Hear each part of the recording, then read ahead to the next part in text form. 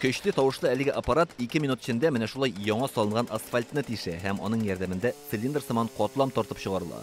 Юл салучылар аны фәнни телдә крен дип атай. Асфальт чуерташ катламы тыгызлыгы, чыдамлыгы барысы диккать белән тикшерелә. Образец асфальт-бетонного покрытия. Асфальт-бетон өслükнең югары катламыннан үрнәк алына һәм ул физик-математик үзлекләрне сынау өчен безнең лабораториягә җибәрелә. Анда тулысынча тикшерәләр. Юл сыйфатын тикшерү лабораториясе Оренбургтан килгән махсус прибор ярдәмендә юл билгеләренең төнлә яктылыкны кайтару дәрәҗәсендә тикшерәләр.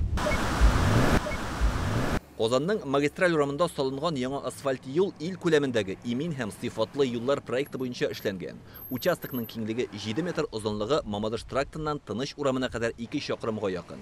Ремонт эшләре 3 айдан артык барган. Юл салучы Алексеевск Дорстрой оешмасы барлык таләпләрне тиешенчә үтәдек дип ышандыра. Тәҗрибәләре зур. Bizning zavodda уже bütün laboratoriya işler ütkərələr. То есть составын тикшереп, аның күпме шебене, күпме битумен булырга тиеш дип.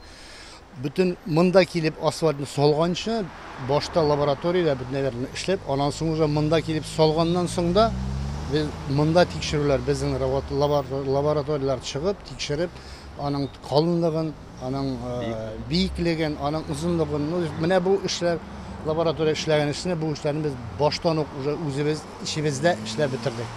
Быел ил күләмендәге имин һәм сыйфатлы юллар проекты буенча Казанның 11 урамында юллар салына. Бик күпләрнең яңа асфальт юлдан үткәндә менә шундый тишекләргә юлыкканы бардыр. Бу нинди хәл икән дип һеч кенә дә гаҗәпләнмәгез. Димәк, әлеге участоктан асфальтның сыйфатын тикшереп, анализ алганнар дигән сүз. Күргәнебезчә, махсус җиһазлар белән менә шулай нәкъ 3 тишек тишеп, асфальтның нинди сыйфатта булуын тикшерәләр. Анализ нәтиҗәсе бер тәүлек эчендә әзер булачак. Ә инде тишекләрне яңа асфальт белән ямап куячаклар. Илдар Сафиуллин, Алмаз Зиятдинов, Яңа гасыр каналы.